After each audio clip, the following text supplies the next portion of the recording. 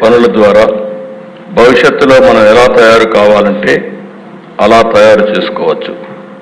అందుచేత ఎలా పని చేయాలో మనం అర్థం చేసుకోవాలని స్వామి వివేకానంద గారు ఎప్పుడో చెప్పిన మాట మనకు మన రాష్ట్రానికి కూడా వర్తిస్తుంది దిశ.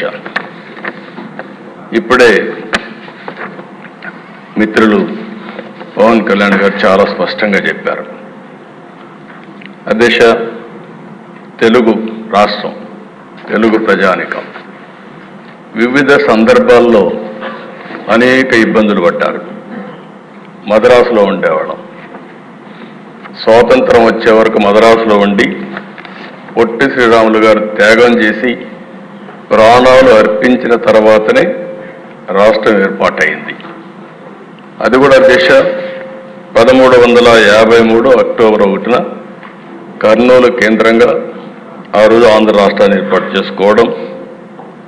అదే మాదిరిగా ఆ రోజు ఆంధ్రప్రదేశ్ రాష్ట్రం, తెలంగాణ స్టేట్, హైదరాబాద్ స్టేట్ రెండూ కలిపి మొట్టమొదటిసారిగా భాషా ప్రయుక్త రాష్ట్రాలు ఏర్పాటు చేయాలి అనే ప్రగాఢమైనటువంటి ఆకాంక్షతో ఆ రోజు హైదరాబాద్ రాజధానిగా తెలుగు వాళ్ళందరూ కలవడం.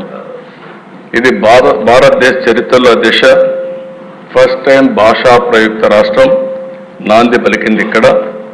తర్వాత చాలా రాష్ట్రాలు వచ్చాయి.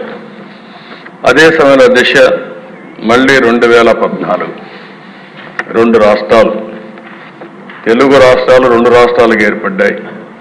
ఇవన్నీ చూస్తే ఎన్నిసార్లు ఒక పర్మనెంట్ అడ్రస్ లేకుండా మనం ఇబ్బంది పడ్డాము.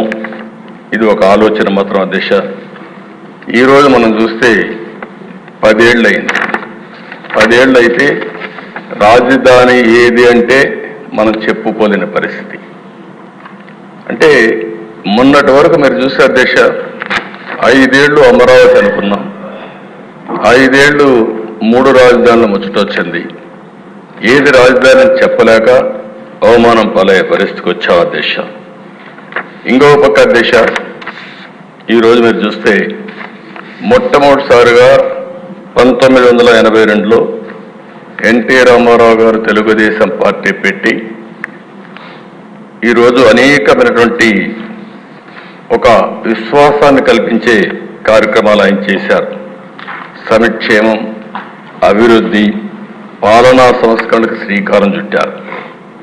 తెలుగు జాతి అనేది అప్పటికి మద్రాసు అని పిలిచే పరిస్థితి నుంచి మొట్టమొదటిసారిగా తెలుగు జాతి ఒకటి ఉందని ప్రపంచానికి చాటి చెప్పిన నాయకుడు నందమూరి తారక రామారావు గారు.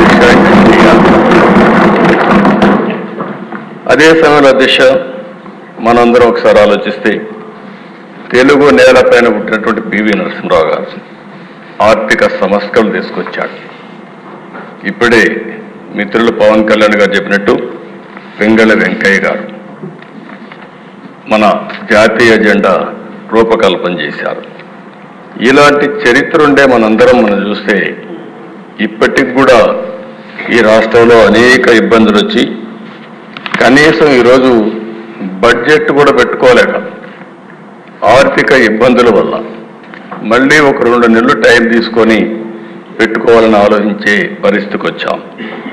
ఇంకో పక్క దిశ పివి నరసింహరావు గారు తీసుకొచ్చిన ఆర్థిక సంస్కరణలు ఈ దేశం యొక్క పెను మార్పులకు నాంది పలికింది. అక్కడి నుంచి పబ్లిక్ ప్రైవేట్ పార్ట్నర్షిప్ వచ్చింది. దీంతో బ్రహ్మాండంగా అభివృద్ధి జరగడమే కాకుండా ఈరోజు వికసిత్ భారత్ 2047 నరేంద్ర మోడీ గారు ఏదైతే మాట్లాడుతున్నారో నాకు ఏమాత్రం అనుమానం లేదు, 2047కి భారతదేశం ప్రపంచంలో మొదటి స్థానంలో కానీ 2వ స్థానంలో ఉండే అవకాశాలు ఉన్నాయి. అది మన చేతుల్లోనే ఉందని చెప్పి కూడా నేను మీకు తెలియజేస్తున్న అధ్యక్ష. దీనికి కారణం మీరు ఒకసారి చూస్తే ఈరోజు ఒక 2 ఎగ్జాంపుల్స్. ఇక్కడ చాలామంది ఉన్నారు. 25 ఏళ్లకు మునుపు విజన్ 2020 తయారు చేశాం సమైక్య ఆంధ్రప్రదేశ్ కోసం. మీరు కూడా భాగస్వాములు దాంట్లో. ఆ విజన్ 2020 తయారు చేసిన తర్వాత మనం అభివృద్ధి స్టార్ట్ చేశాం. ఆ రోజు నిధులు